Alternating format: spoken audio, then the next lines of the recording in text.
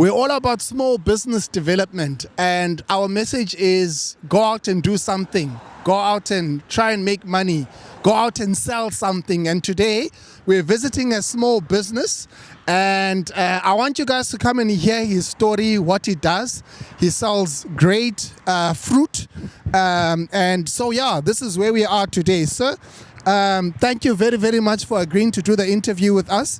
Your name, your surname, and I was trying to get the name of this street. What's the name of this street? Krachakama Road. Krachakama Road. Your name and your surname, please? Hannes Esterhuizen. Again? Hannes Esterhuizen. Mr. Hannes. Yeah. All right, Mr. Hannes, thank you very, very much.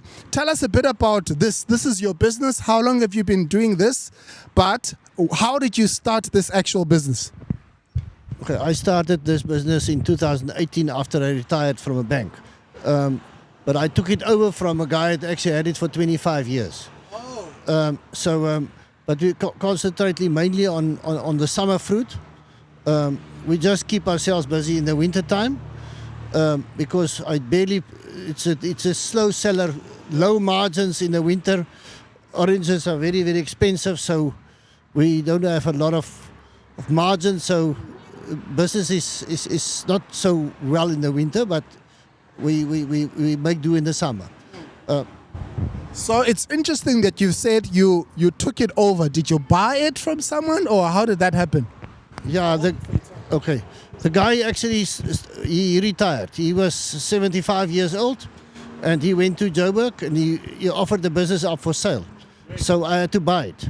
I bought the truck and some trailers and all the equipment, but unfortunately they stole it from me in 2020.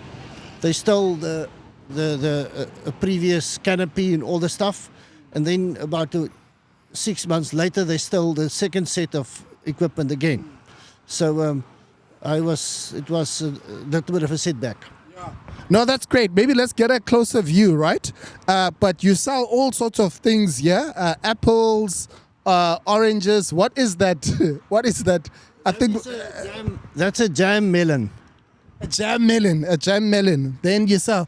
But this is quite nice, right? And you've always got stock. So tell. Can I just hold a sec for this? No problem. Right, it's fine. We can keep rolling, but this is it. This is the business, and it's quite interesting. So I want to ask him a bit about some of his challenges in the business, and maybe how much he makes. If you'll tell us, let's see. Yeah. So, what are some of your business challenges, right, currently? Well, listen, the orange price from last year to this year quadrupled.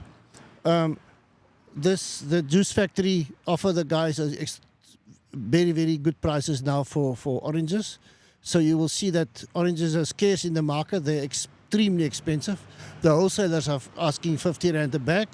So it's a tight margin from now on in terms of oranges, because they got a new export market for the juice. So yeah, that's part of the business. Yeah. Part of challenges is low margins. And in wintertime, I think the whole economic environment changed after COVID, and I don't think it actually picked up yet. So yeah. So what's your advice to people that would want to start a business like this, like in the township or wherever? What would you say to them? What are the things that they must know going into this business? No, listen, they need to know their market. They need to know what stuff they want to sell. First, obviously, they need to get a permit from the municipality. You can't just someone stand on the corner. You must get a permit first. You need to go to the health department to get the health and safety stuff correct. So there's a lot of stuff that you need to do before you can actually stand here and just sell. There's a lot of hawkers that actually comes and goes. And the problem is that the municipality actually just come with a truck and they load them up. You will see there was a few guys now at the stand here, and they gone because you need to be legal from the start. That's one thing. You need to know your market. You know if there's a demand for the stuff you want to sell. You can't just, because I try to do some veggies, and veggies doesn't sell if you don't have a cold chain. You can try it. Cold chain, what does that mean? Cold storage. Oh, storage. Yeah, because it's a stuff that can go off quickly. So if you want to do that, you must buy just enough for one day. You sell it that day. Otherwise, you can't do it. This stuff is a little bit more susceptible for the environment, and it's organic. It's not it wasn't in cold storage, so that's not going to go off so quickly. Great. No, that's awesome. If you're in Port Elizabeth, Gqeberha, Kragakama Road, closer to, there's a spa just down the road, and there's a romance beach. What's the name of this mall here? Well, the Sandridge Park. Sandridge Park. Sandridge Park Shopping Centre. Sandridge Park Shopping Centre. Come and support this business. I'm going to buy a couple of stuff here. It looks very, very fresh. I mean, I've driven past here quite a number of times, right? And I've always said, I just want to come and see what's happening here. It's a great business. And what's your message to people out there? No, listen,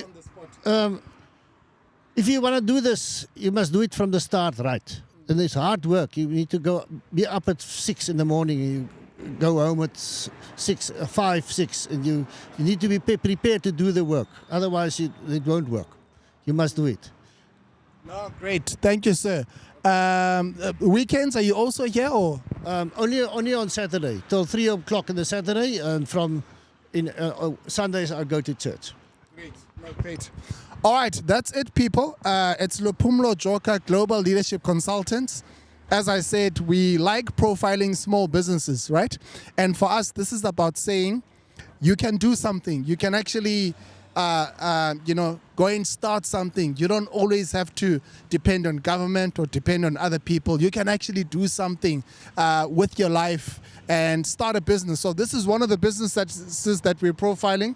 It's not a fruit and veg. It's just fruit that the gentleman is selling and is doing very, very well. So come and check him out and let me know what you think.